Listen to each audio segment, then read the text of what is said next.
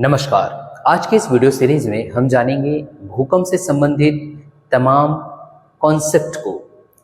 आपको यह पता लगेगा कि भूकंप से आपके पास जो पृथ्वी में कंपन उत्पन्न होता है उसके क्या कुछ साइंटिफिक कारण हैं, कौन सी वो तरंगे हैं जो कि काफ़ी विनाशकारी होती हैं। तो चलिए, स्वागत है आप सभी का स्वराज IAS में और मैं आपका अपना क्रांति सर। तो शुरुआत करते हैं हम भूकंप की। सबसे पहले स्टूडेंट्स की जो आवश्यकता रहेगी वो रहेगी कि सर भूकंप को हम किस तरीके से परिभाषित करें। जब यहाँ पर हम भूकंप के परिभाषा की अगर बात करते हैं तो आप उसे इस तरीके से समझिएगा। देखिए, मैं डायग्राम को लेकर के बनाऊंगा ताकि आपको सभी जो कॉन्सेप्ट है साइंटिफिक तरीके से पता चल सके। हमने यहाँ पर ये पृथ्वी बना दिया और आप जानते हैं पृथ्वी की जो धरातलीय सतहें होती है, ये पृथ्वी और इस पृथ्वी की जो धरातलीय सतह, जब धरातलीय सतहें की बात चल रही है तो आप पृथ्वी के इस भूपर्पटी की बात करते हैं या फिर आप इसे कह सकते हो क्रस्ट की आप बात कर सकते हो, अपर क्रस्ट। तो ये अपर क्रस्ट या भूपर्पटी। जब इसी भूपर्पटी में हमें किसी प्रकार से कंपन महसूस होता है, अगर आप यहाँ पे किसी प्रकार से कंपन महसूस कर रहे हैं, वाइब्रेशन आपको यहाँ पे फील हो रहा है, तो आप ये कह सकते हैं कि यहाँ पर भूकंप के झटके मिल रहे हैं। अब बात ये उठती है कि सर आपने बताया कि भूकंप मतलब कि आप यहाँ ले सकते हैं कि पृथ्वी में उत्पन्न हुए कंपन, पृथ्वी में उत्पन्न हुआ कंपन या कंपन, आप सामान्य भाषा में ऐसा लिख सकते हैं। तो ये एक फिर से प्रश्न उठता है स्टूडेंट्स के लिए कि सर ये जो कंपन है वो आखिरकार क्यों हो रहा है। तभी जाकर के आपको एक साइंटिफिक अप्रोच मिलता है। तो चलिए अब हम इस प्रश्न का उत्तर देखते हैं वैज्ञानिक आधार पर। क्योंकि यहाँ पे कहा गया है कि पृथ्वी में उत्पन्न कंपन, तो इसका कारण ये होता है कि जो पृथ्वी के आंतरिक भागों में अब हमें स्टडी करना होगा, जहां पर हमें यह दिखाई देगा कि यही जो पृथ्वी की ऊपरी सतह है या धरातलीय सतह है, जिसे आप क्रस्ट कहते हैं। यहाँ देखिए, यहाँ पर आपके पास क्रस्ट दिखाई देगा, यह ऊपरी सतह, और इस ऊपरी सतह में जो दरारें आपको दिखाई दे रही होती है, ये कुछ दरारें हैं, मान लीजिए इस तरीके की दरारें, ये दरारें हो गई। तो इन दरारों में से जब ऊर्जा बाहर की ओर निकलती है, यहाँ ध्यान दीजिएगा जो मैं कह रहा हूं, यहाँ पे इस तरीके का आपने दरार बना दिया, तो ये सब क्या है, दरारें, ये दरार है। और ये दरार जो है वो क्या है, ये भी अगर कहा जाए तो आप यहाँ देखिएगा, ये जो दरार है इसे ही आप भ्रंश भी कह सकते हैं, भ्रंश। अब फिर से बात उठती कि सर ये पृथ्वी की जो धरातलीय सतह है वहां पर से जो ऊर्जा निकलेगी जिसकी वजह से पृथ्वी में कंपन महसूस होगा, जिसे हम परिणाम स्वरूप भूकंप कहेंगे।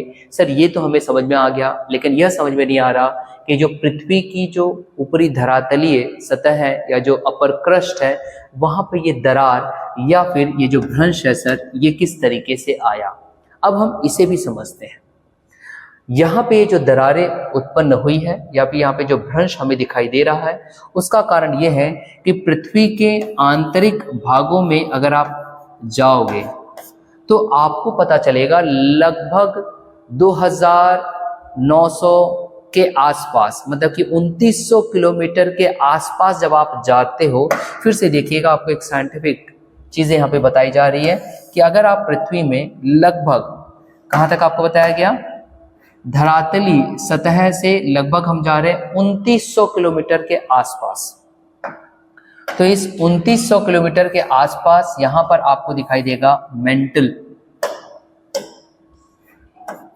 किसकी बात की जा रही है, मेंटल आपको यहां पर दिखाई देगा। ये पृथ्वी की ही परत है, क्योंकि पृथ्वी की परतों को हम 3 भागों में विभाजित करेंगे। जो ऊपरी भाग है हम उसे कह देते हैं क्रस्ट, और क्रस्ट से लेकर के लगभग 2900 किलोमीटर के आसपास हम नीचे गए तो हमें मेंटल मिला, और मेंटल के नीचे हमें मिलता है कोर, जो कि उसका आंतरिक भाग होता है जो केंद्र में स्थापित है।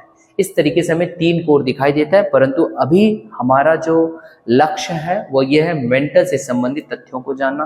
तो अभी हमने देखा कि क्रस्ट से लगभग 2900 किलोमीटर के आसपास आपको मेंटल वाली परत दिखाई दे रही है, और इसी मेंटल वाली परतों में बड़े बड़े इस तरीके से प्लेट्स है, और ये जो प्लेट्स है ये प्लेट्स कुछ और नहीं, यही टेक्टोनिक प्लेट्स हैं। यहाँ देखें ये क्या है, टेक्टोनिक प्लेट्स, टेक्टोनिक प्लेट्स। और यही जब टेक्टोनिक प्लेट्स में किसी प्रकार का मूवमेंट होता है, गति होती है, जब वो एक दूसरे से दूर जा रही होती हैं, तो दूर जाएंगे तो उनके बीच उत्पन्न हो जाएगा ये दरारें या फिर ये भ्रंश। अब समझ में आया कॉन्सेप्ट आपको? क्या कहा गया था कि जो भूकंप है वो पृथ्वी में उत्पन्न कंपन होता है। कंपन क्यों होता है? तो पृथ्वी की ऊपरी सतह या धरातल की सतह में, जिसे आप अंग्रेजी में क्रस्ट कहते हैं, वहां पे जो दरारें होती हैं वहां से ऊर्जा का बाहर निकलना, ये उसका कारण है पृथ्वी में कंपन आना। फिर से आपको पूछा गया प्रश्न कि भाई फिर ये धरातलीय सतहों में या क्रस्ट में दरारें कैसे आ गई? तो दरारें आने का कारण बताया गया आपके पास, ये जो पृथ्वी है, इस पृथ्वी के लगभग 2900 किलोमीटर नीचे हम जाते तो जो परत मिलेगी वो मेंटल है। इसी मेंटल पर कई प्लेट्स हैं, और ये वही प्लेट्स हैं जिसमें आज महाद्वीप आपको दिखाई दे रहे हैं। ये वही प्लेट्स हैं जिसमें महासागर आपको दिखाई दे रहा है, जिसे हमने टेक्टोनिक प्लेट कहा। अब यही टेक्टोनिक प्लेट जब एक दूसरे से दूर जा रहे होते हैं तो यहाँ पे दरारें उत्पन्न हो जाएगी। ये वही दरारें हैं जिसे हमने भ्रंश कहा। ये भी कॉन्सेप्ट क्लियर हो गया। फिर यहाँ पर एक प्रश्न उठता है कि ठीक है सर, आपने बता दिया कि ये दरारें किस तरीके से उत्पन्न हुई, क्योंकि 2 जो प्लेटें हैं वो एक दूसरे से दूर जा रही है, जहां से ऊर्जा बाहर आई, और ऊर्जा के बाहर आने से जो पृथ्वी में कंपन हुआ उसे हमने भूकंप कहा।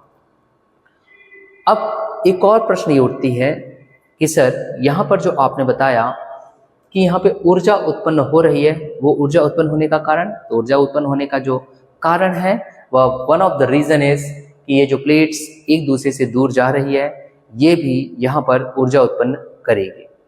अब आप देखिए, ये जो ऊर्जा उत्पन्न हो रही है जिसका परिसंचरण होगा पृथ्वी की सतह पर, तो ये जो परिसंचरण होगा यहाँ पर आपको अलग अलग प्रकार की तरंगे दिखाई देगी।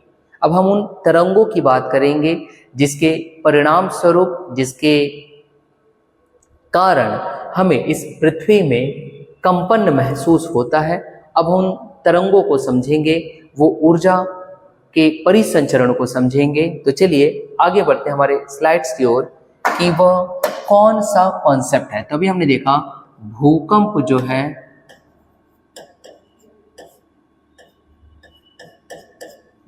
जो है उसके पीछे कारण था ऊर्जा का आना, और ये जो ऊर्जा निकली है वो दरारों के माध्यम से बाहर निकली, जिसे हमने भ्रंश कहा, जिसका कहीं ना कहीं एक कारण 2 प्लेट्स जो है एक दूसरे से दूर जा रही है, यह भी ऊर्जा का कारण हो सकता है। तो पहले हम ऊर्जा के कई कारणों को जान लेते हैं जिसकी वजह से पृथ्वी में ऊर्जा उत्पन्न हुई और उसने कंपन लाया। तो हो सकता है कि पृथ्वी में जो टेक्टोनिक प्लेट है, टेक्टोनिक प्लेट वो एक दूसरे से दूर जा रहे होंगे, जिसकी वजह से ऊर्जा उत्पन्न हुई, उसने कंपन लाया और आपने उसे भूकंप कहा। फिर हम इसी भूकंप में जो 2 अलग अलग तरंगे आएंगी उसके बारे में अध्ययन करेंगे। फिलहाल हम इसकी बात करते हैं। दूसरा कारण जिससे ऊर्जा उत्पन्न हो सकती है वह क्या है? जैसे कि ज्वालामुखी उद्भेदन होना,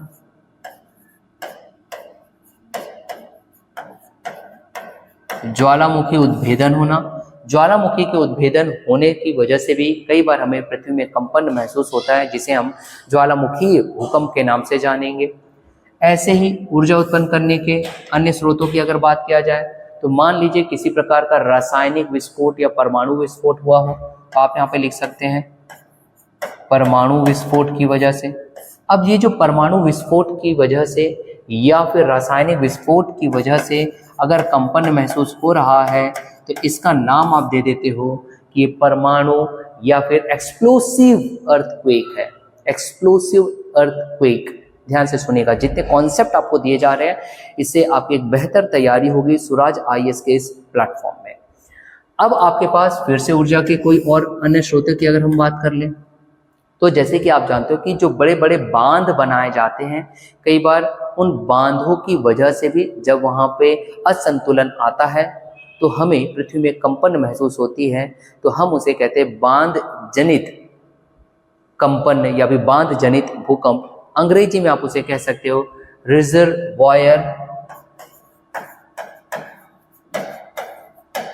रिजर्वायर इंड्यूस्ड अर्थक्वेक, जिसे आप हिंदी में कहते हो कि बांध जनित भूकंप का आना। तो देखिए ये सब ऊर्जा के स्रोत हमें दिखाई दे रहे हैं जिसकी वजह से कंपन आपको अभी पृथ्वी में महसूस हुआ। कुछ और कारणों की अगर बात करें जहाँ से ये भूकंप दिखाई देगा हमें, जैसे कि खनन, जहाँ पर खनन कार्य हो रहा होता है, आपने देखा होगा कि जो उसकी ऊपरी जो छत होगी वो अचानक ही ढह जाती है, तो हम उसे कहते हैं कि ये खनन के द्वारा उत्पन्न किया गया कंपन है, जिसे हम खनन भूकंप भी कह देते हैं। तो आपको पास टेक्टोनिक प्लेट एक कारण दिखाई दिया, दूसरा ज्वालामुखी, जिसकी वजह से ज्वालामुखी भूकंप कहा जाएगा, परमाणु की वजह से, परमाणु विस्फोट की वजह से, तो परमाणु विस्फोट की वजह से होने वाले भूकंप का हमने अध्ययन किया। बांधों की वजह से हमने यहाँ पे भूकंप को देखा, हमने खनन की वजह से यहाँ पर भूकंप को देखा। तो ये आपके पास ऐसे 5 स्रोत का उदाहरण हमने बताया जिसकी वजह से भूकंप के लिए ऊर्जा उत्पन्न हुई और पृथ्वी में कंपन महसूस हुआ।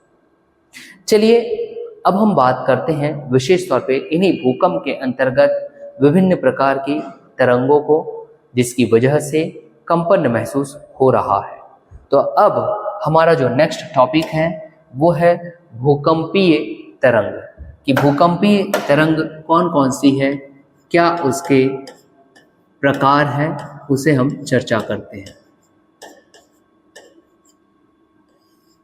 भूकंपीय तरंग,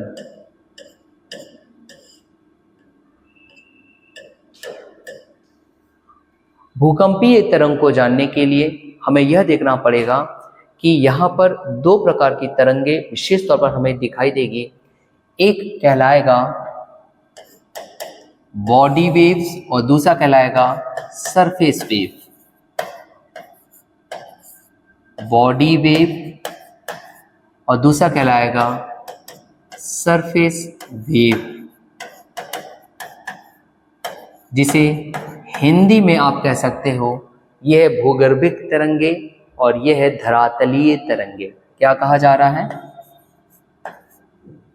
भूगर्भिक तरंग और यह है धरातलीय तरंग। धरातलीय तरंग। अब जरा हम ये समझते हैं कि सर ये जो भूगर्भिक तरंग है इसे भूगर्भिक तरंग क्यों कहा गया है, ये धरातलीय तरंग ही क्यों कहा जा रहा है। तो इसे देखने के लिए हम सबसे पहले हमारी पृथ्वी को बना लेते हैं। ये होगा पृथ्वी। जैसे कि आपको बताया गया पृथ्वी के आंतरिक भागों में जब ऊर्जा उत्पन्न होती है, कई कारण आपको बताया गया, ज्वालामुखी आपको बताया गया, आपको टेक्टोनिक प्लेट्स का एक दूसरे से दूर जाना आपको जैसे बताया गया, तो उसकी वजह से जब यहाँ पर ऊर्जा उत्पन्न हो रही है इस पृथ्वी में, यहाँ पर ये जो ऊर्जा उत्पन्न हुई है यही ऊर्जा जब पृथ्वी के आंतरिक भागों से परिसंचरण करती है तो ऐसे ऊर्जा के तरंगों को कहा जाता है बॉडी वेव्स या भूगर्भिक तरंगे। और जब यही भूगर्भिक तरंगे धरातलीय या फिर सतह में जाकर के टकराती है तो यहाँ पर उन्हें मिलेगा धरातलीय शैल समूह। और इसी धरातलीय शैलों से, इसे आप ध्यान से समझिएगा, धरातलीय शैलों से जाकर के जब ये तरंगे इंटरैक्ट करती है, यहाँ पे अनोन्यायी क्रिया होती है, इंटरेक्शन होता है, उसकी वजह से एक नए तरंग क्या उत्पत्ति होता है और वह तरंग फिर कहलाती है धरातलीय तरंग।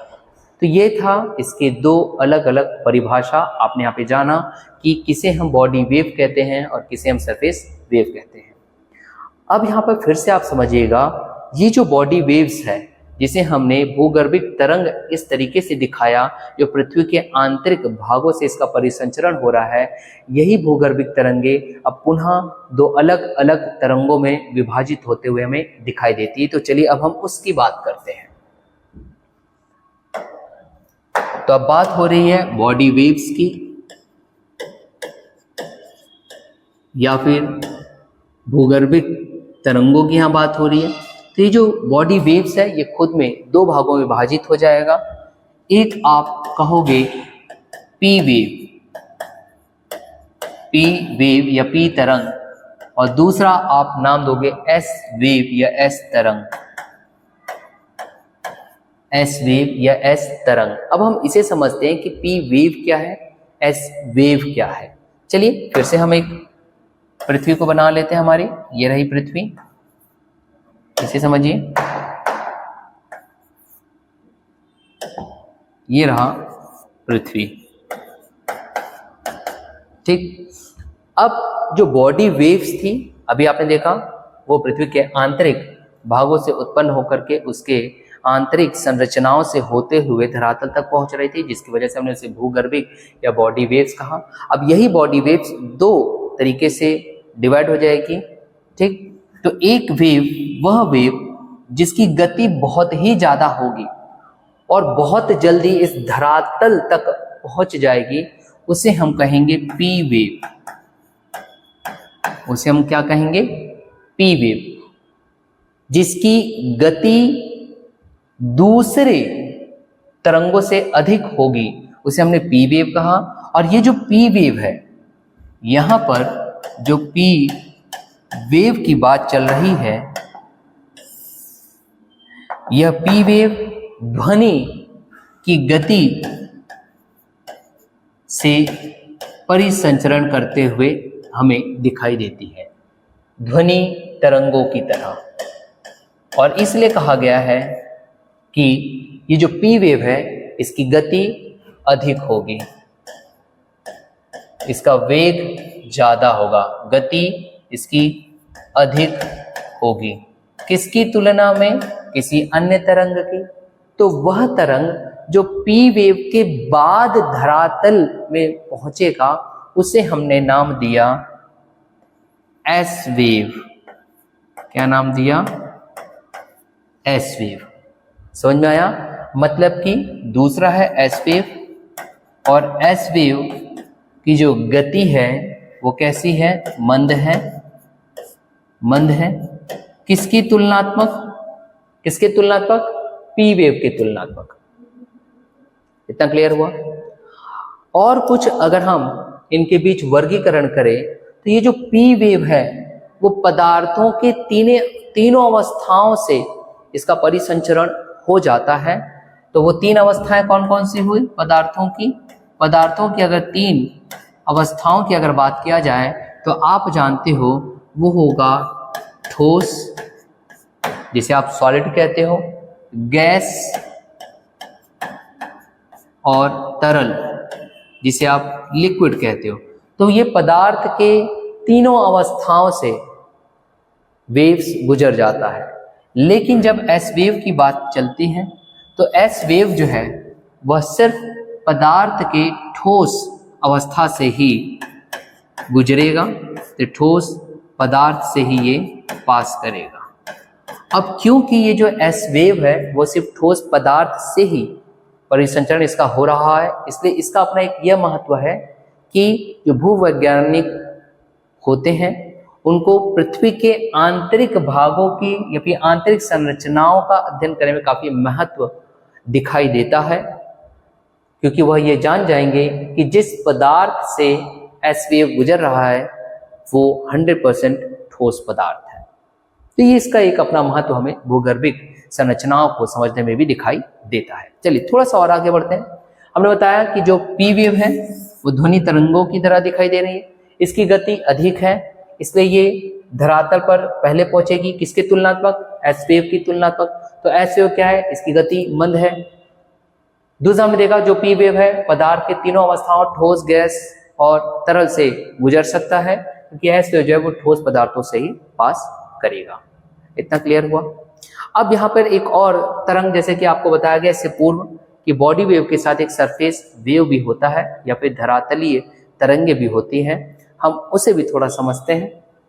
यहाँ देखिए तीसरा जो पहले ही आपको बताया जा चुका है वह है धरातलीय तरंगे। धरातलीय तरंगे या तरंग।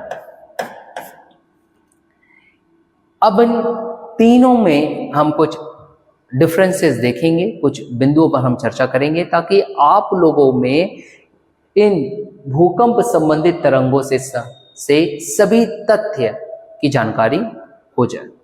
तो यहाँ देखिए धरातलीय तरंग तो हमने देखा था कि वो तरंगे जो सर्वप्रथम इस धरातल वाले क्षेत्र में आएगी और वहां पे जो शैल है धरातलीय शैल से इंटरेक्ट होकर के एक नए तरंगों का वहां पर उत्पन्न होता हमें दिखाई देगा, जिसे हमने धरातलीय तरंग कहा। यहां पर एक और इस धरातलीय तरंग से आप एक इंपॉर्टेंट बात याद रखिएगा कि ये बहुत विनाशकारी होती है। किसके तुलनात्मक? पी वेव और एस वेव। ऐसा क्यों है थोड़ी देर बाद मैं आपको बताऊंगा। फिलहाल बस आप याद रखो कि ये ज्यादा विनाशकारी है। यह ज्यादा विनाशकारी है किसके तुलनात्मक? तो पी वेव और एस वेव के तुलनात्मक जो धरातलीय तरंग है वो ज्यादा विनाशकारी। क्यों है ऐसा? अब हम इसे देखते हैं। चलिए देखिए, जब हम पी वेव, एस वेव और धरातलीय तरंगों की जब हम यहाँ पे बात कर रहे हैं तो आपके पास कुछ ऐसा यंत्र होना चाहिए जिसके माध्यम से आप इन तीनों तरंगों को मेजर कर सको, माप कर सको, वर्गीकृत कर सको इनकी तीव्रता को लेकर के। तभी तो आप इन्हें डिस्टिंग्विश कर पाओगे कि कौन सा पी वेव है, कौन सा एस वेव है और कौन सी धरातलीय तरंगे हैं। तो इसके लिए अब हमें स्टडी करना पड़ेगा एक डिवाइस की, और हम टॉपिक का नाम लिखेंगे पी वेव, एस वेव और धरातलीय तरंगों का मापन। तो किस डिवाइस की मैंने बात किया? तो डिवाइस जो है उसे हम कहेंगे सिस्मोग्राफ।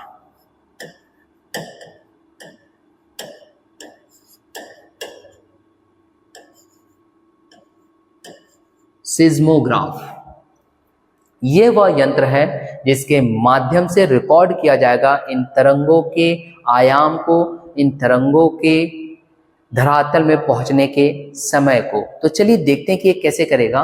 देखिए ये जो सिस्मोग्राफ है, ये सिस्मोग्राफ हमें एक रिकॉर्ड बना करके देगा ग्राफ के तौर पर। इसे आप समझेंगे। ये रहा, लाइन हमने बना दिया। अब जैसे कि आपको बताया गया कि धरातल पर सबसे पहले कौन सा वेव पहुंचेगा? तरंग पी वेव। तो हमने यहाँ पे पी वेव को ला दिया, ये आ गया पी वेव। पी वेव ये इस तरीके का यहाँ पर रिकॉर्ड होता है। और उसके बाद कौन पहुंचेगा? तो एस वेव पहुंचेगा। ये आ गया एस वेव जो कि बाद में पहुंचा धरातल पर, और इसी धरातल पर हमें दिखाई देगा, यहां समझेंगे, अन्य तरंग जिसे हम कहेंगे धरातलीय तरंगे। ये देखिए, तो यह है धरातलीय तरंग या फिर सरफेस वेव। सरफेस वेव या धरातलीय तरंग। धरातलीय तरंग। अब यहां देखें, इस सिस्मोग्राफ ने क्या करके हमें दिया? इस सिस्मोग्राफ ने हमें यहां पर एक ग्राफ बना करके दिया है। ये ग्राफ किसको दर्शा रहा है? जब बात यहां पे की जाए, ये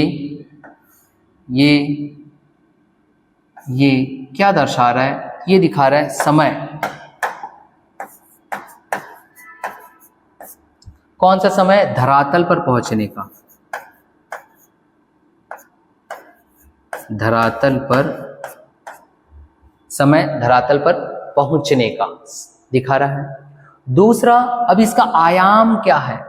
आयाम की बात करें तो ये देखिए, ये जो है ना, ये इसके आयाम दर्शाता है।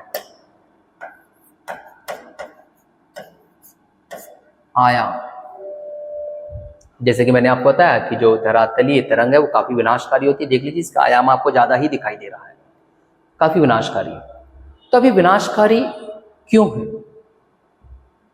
और अगर ये तरंगे विनाशकारी है तो इसका हम पता कैसे लगाएंगे? क्योंकि सिज्मोग्राफ में आपको जो रिकॉर्ड किया गया है उसमें पी वेव एस वेव के समय को बताया गया धरातल पर पहुंचने के, दूसरे यहाँ पे आयाम को बता रहा है, और आप कह रहे हो कि विनाशकारी है। तो विनाशकारी जानने के लिए आपको जानना होगा कि आखिरकार इसकी गहनता कितनी है, इसकी तीव्रता कितनी है, इसकी इंटेंसिटी कितनी है। क्योंकि इंटेंसिटी या हिंदी में तीव्रता कहिए, गहनता कहिए, जब वो जान आप पाओगे तब आपको पता लगेगा कि कौन सबसे ज्यादा विनाशकारी है। तो उसके लिए फिर आपके पास यहाँ पे एक मापक इकाई दिखाई देगी जिसे हम कहेंगे रिएक्टर स्केल।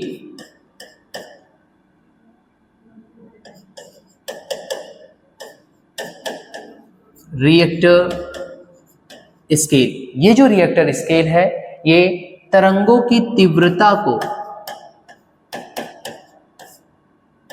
तरंगों की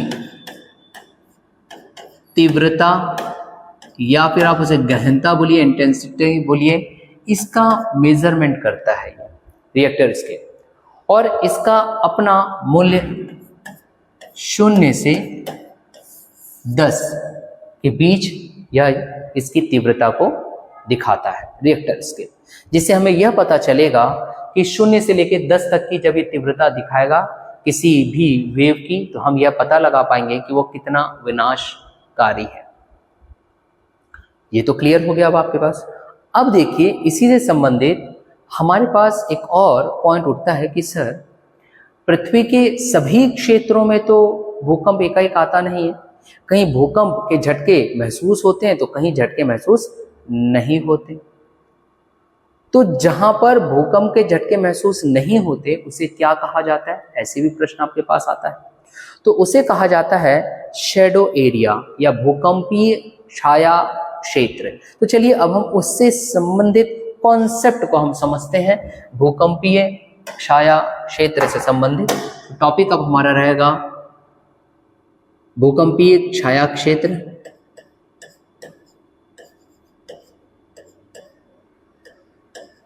जिसे आप इंग्लिश में शैडो एरिया कह सकते हैं। छाया क्षेत्र या फिर आप इसे कहिए शैडो एरिया। चलिए अब इस शैडो एरिया से संबंधित अब हम कुछ तथ्यों को जानते हैं।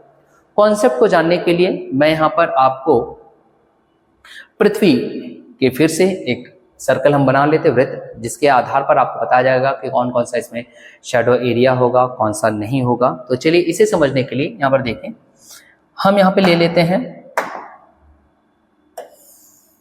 ये पृथ्वी को पहले बना लिया जाए। तो ये रहा पृथ्वी।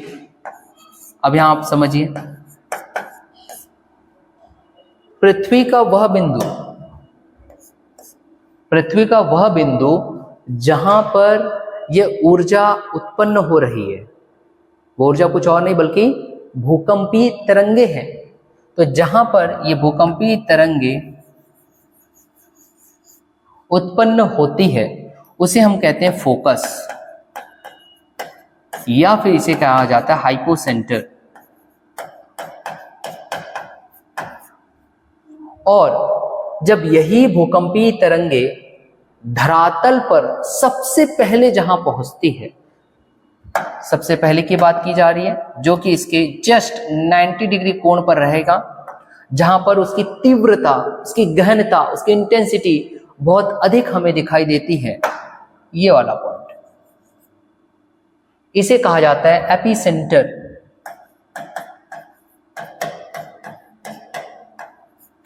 एपिसेंटर जो कि लगभग 90 डिग्री जस्ट ऊपर होता है इस फोकस या हाइपोसेंटर के। ये कॉन्सेप्ट आपको जानना जरूरी था। चलिए अब हम इस धरातल पर पहुंचा देते हैं इन तरंगों को और देखते हैं वह कौन से क्षेत्र है जहां पर हमें तरंग दिखाई नहीं देता, तभी तो आप उसको शैडो एरिया कहोगे। तो बना लेते हैं अब हम फिर से दो एक ये ले लिया जाए और एक दूसरा यहाँ पे। चलो दोनों कॉन्सेप्ट यहाँ पे आपको दिया जाएगा। तो एक तरफ मैं सबसे पहले यहाँ पे बना रहा हूं P तरंग का छाया क्षेत्र। ये जो फिगर है ये किसके लिए है? ये है P तरंग का छाया क्षेत्र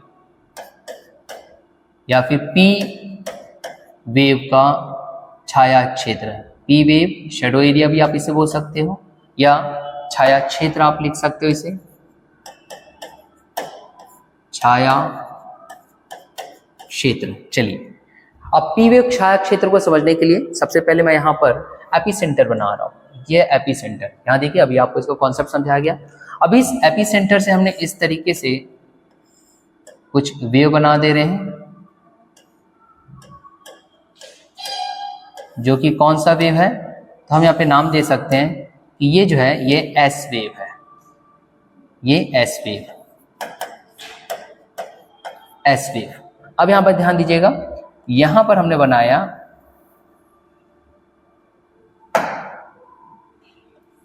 क्रोड, मतलब कि इनर पार्ट, क्रोड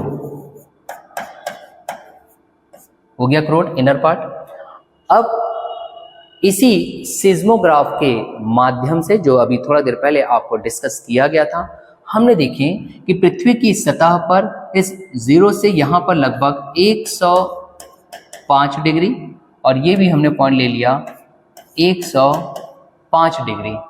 तो 105 डिग्री तक हमारे पास एस वेव दिखाई दे रहा है। फिर हमने देखा कि यहाँ पे आपके पास क्रोड आ गया, और क्रोड के माध्यम से कुछ तरंगे इस तरीके से जाएगी, ये इस तरीके से, ये देखिए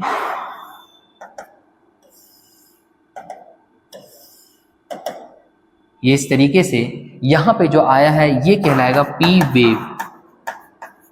अब ये जो पी वेव तरंगे यहां दिखाई दे रहा है, मगर आप देखोगे कि कौन सा एंगल है, यहां पर हमें मिलता है 145 डिग्री, यहां पर भी आपको दिखाई देगा 145 डिग्री। अब ये काफी इंपॉर्टेंट है आपके लिए, क्योंकि क्वेश्चन इससे पूछता है। अभी पिछले गत वर्षों का अगर आप भूकंप से संबंधित प्रश्न उठाओगे तो छत्तीसगढ़ के पीएससी के प्रारंभिक परीक्षा में इससे संबंधित प्रश्न किया था, इसी एंगल से रिलेटेड।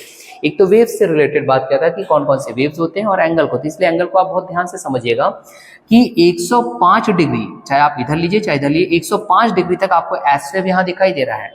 और 105 डिग्री से 145 डिग्री के मध्य ये वाले क्षेत्र की अगर मैं बात करूं, तो यहाँ पर इस क्षेत्र को आप देखें, यहाँ पर आपको दिखाई नहीं दे रहा है पी वेव, यहाँ आपको पी वेव दिखाई नहीं दिया। देखिए 105 डिग्री से 145 डिग्री के मध्य यहाँ पर आपको पी तरंग दिखाई नहीं दिया। ठीक ऐसे ही इस वाले क्षेत्र में भी अगर आप देखोगे तो 105 से 145 डिग्री तक यहाँ पर भी आपको पी वेव दिखाई नहीं दिया, जिसे मैं यहाँ पर अलग से प्रदर्शित कर रहा हूँ। अब जहां पर पी वेव दिखाई नहीं देगा वो क्षेत्र क्या कहलाएगा? पी वेव का छाया क्षेत्र या फिर पी वेव का शैडो एरिया। तो वो कौन से दो एंगल के बीच में है? 105 डिग्री से लेकर के 145 डिग्री के मध्य हमें पी वेव दिखाई नहीं देता। क्लियर हुआ? चलिए अब हम वैसे ही एस वेव का बना लेते हैं। एस वेव या एस तरंग का छाया क्षेत्र,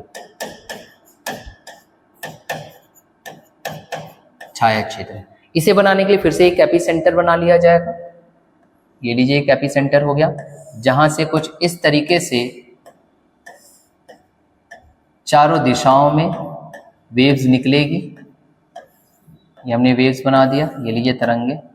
ये जो तरंग बना है ये कौन सा है? तो यहां पर आप लिखिए ये पी वेव है, ये पी वेव है। यहाँ सेंटर में हम एक क्रोड बना लेते हैं इस तरीके से, क्रोड मतलब सेंटर पार्ट, क्रोड आ गया क्रोड। अब यहां पर से हम कुछ वेव्स को दिखाना चाहेंगे जो कि एस वेव है।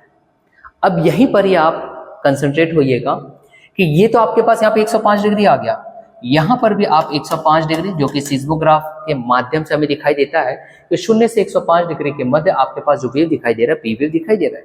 लेकिन इस 105 डिग्री से परे कहीं भी क्षेत्र में आपको अब यहाँ पर एस वेव दिखाई नहीं देगा। यही काफी इंपॉर्टेंट था आपके लिए। अगर मैं इसे प्रदर्शित करना चाहूँ तो मैं इसे इस तरीके से दिखा सकता हूँ कि इस 105 डिग्री से लेकर के यहाँ तक, पुनः 105 तक हमें वेव दिखाई नहीं दे रहा है, एस वेव। तो देखिए ये जो एस वेव का छाया क्षेत्र कहलाएगा, ये क्या कहलाएगा? एस वेव का छाया क्षेत्र या फिर एस तरंग का छाया क्षेत्र। तो यहां पर से अब आपके पास कई प्रकार से प्रश्न बनते हैं कि किस तरंग का सबसे बड़ा छाया क्षेत्र होगा, तो उत्तर आएगा एस वेव का छाया क्षेत्र आपको सबसे बड़ा दिखाई दे रहा है। किस एंगल से परे? तो 105 डिग्री के परे आपको एस वेव दिखाई नहीं देता। जबकि पी वेव की अगर बात किया जाए तो पी वेव सिर्फ 105 से 145 डिग्री के मध्य दिखाई नहीं देता, जबकि 145 डिग्री के परे पी वेव आपको दिखाई दे रहा है। अब बात करें फिर से इस एस वेव की, तो ये जो एस वेव का जो छाया क्षेत्र है वो पृथ्वी के लगभग 40% भाग को कवर कर लेता है, 40% भाग को। अब कुछ अन्य प्रश्नों की अगर हम बात करें फिर से कंसेप्चुअल, तो देखिए जो सिस्मोग्राफ में हमें दिखाई देता है वो ये है कि ऐसा भी प्रश्न कर सकता है कि 105 डिग्री, चाहे आप पी वेव के छाया क्षेत्र को देखने चले थे या फिर एस वेव के छाया क्षेत्र को देखने चले थे, तो 105 डिग्री के मध्य आपको पी वेव भी दिखाई दिया और एस वेव भी दिखाई दिया, अर्थात 105 डिग्री के मध्य दोनों ही तरंगें अभिलेखित हो जाती है, रिकॉर्डेड हो जाती है सिस्मोग्राफ में। लेकिन 105 डिग्री के परे कंप्लीट एस वेव दिखाई नहीं देता, परंतु 105 से 145 के मध्य ही सिर्फ पी वेव दिखाई नहीं देगा, जबकि 145 डिग्री के बाहर आप जाओगे तो आपको पी वेव दिखाई देगा। तो इस तरीके का यहाँ पर प्रश्न आपसे उठता है और तब जाकर के आप इसे सॉल्व कर पाओगे जब आपके पास ये साइंटिफिक अप्रोच पता होगा। तो आज की इस वीडियो में हमने क्या देखा? आज की इस वीडियो में हमने देखा कि जो भूकंप है उसके क्या कुछ कारण है। हमने ये देखा कि जो भूकंप है उसमें तरंगों के विभाजन को हमने किया, पी वेव, एस वेव, धरातलीय तरंगे। हमने सिस्मोग्राफ के कॉन्सेप्ट को देखा, हमने रिएक्टर स्केल के कॉन्सेप्ट को देखा, हमने यहाँ पर पी वेव और एस वेव से संबंधित छाया क्षेत्रों के से पूरे जो कॉन्सेप्ट है उसे जाना। चलिए अब बात करते हैं कि आखिरकार धरातलीय तरंगे जो है वो हमें अत्यधिक विनाशकारी क्यों दिखाई देती है इस पी वेव के तुलनात्मक। तो इसे समझने के लिए हमें कॉन्सेप्ट अब जानना पड़ेगा इनके संचरण की, मीन्स तरंगों के संचरण को लेकर के, तरंगों का संचरण, इस कॉन्सेप्ट को हमें समझना होगा। इसे समझने के लिए सबसे पहले हम लेते हैं पी वेव। यहाँ देखिए या पी तरंग, जो पी वेव है, पी वेव अगर उसकी गति करने की दिशा ऐसी है, यहाँ देखिएगा, यदि उसे गति करने की दिशा इस ओर है तो उसके कंपन की भी जो दिशा होती है वह भी हमें इस ओर ही दिखाई देता है, जिसकी वजह से अगर वो जिस भी पदार्थ से गुजरेगा, जिस भी पदार्थ से ये गुजरता है, कौन सा? P wave. क्यों? क्योंकि पी वेव की जो गति की दिशा है और जिसके कंपन करने की दिशा है दोनों ही समानांतर है। इस वजह से इस पदार्थ में दो ही प्रभाव दिखाई देगा, या तो ये प्रभाव, यह पदार्थ संकुचित हो जाएगा, अर्थात यहाँ पे संकुचन होगा, संकुचन जिसे आप हिंदी में कहते हो कॉन्ट्रैक्शन, और या तो फिर यहाँ पे दिखाई देगा एक्सपेंशन, जिसे आप हिंदी में आप कहोगे फैलाव। संकुचन और फैलाव, अंग्रेजी में आप संकुचन को कॉन्ट्रैक्शन और अंग्रेजी में फैलाव को एक्सपेंशन कहते हो। देखिए अब हम अन्य तरंगों की अगर बात करें, जैसे कि अगर धरातलीय तरंगे ले लिए या फिर अगर हम एस वेव ले लिए, एस वेव की अगर बात किया जाए तो एस वेव की गति अगर इस दिशा में हो रही है तो इसके कंपन की जो दिशा होती है वो इस तरीके से 90 डिग्री होगी, और क्योंकि दोनों ही लगभग 90 डिग्री के कोण में इनका संचरण हो रहा है, इसलिए ये जो तरंगे होती है वो अत्यंत ही हमें विनाशकारी के तौर पर दिखाई दे रहा है एस वेव, ठीक ऐसे ही धरातलीय तरंगे भी होगा। उसका कारण यह है कि इसकी जो गति की जो दिशा है उसके कंपन की दिशा से 90 डिग्री के कोण में हमें यहाँ पे दिखाई देता है। फलस्वरूप अभी जिस भी पदार्थ से ये गुजरेगा या फिर जिस भी धरातलीय क्षेत्र से गुजरेगा वहां पर ये या तो गर्त बना देगा या फिर ये यहाँ पर किसी प्रकार का उभार ला देता है। तो ये है इसके तरंगों के संचरण से संबंधित कॉन्सेप्ट, जहां पर आपने ये जाना कि कैसे धरातलीय तरंगे अत्यंत हमें विनाशकारी दिखाई दे रही है। क्यों? क्योंकि एस वेव की तरह ही उसका भी संचरण यहाँ पर हमें दिखाई देता है। तो ऐसे ही कॉन्सेप्ट भरे वीडियोस के साथ बने रहने के लिए आप हमारे इस YouTube पेज पर कांटेक्ट कर सकते हैं। Thank you to all of you.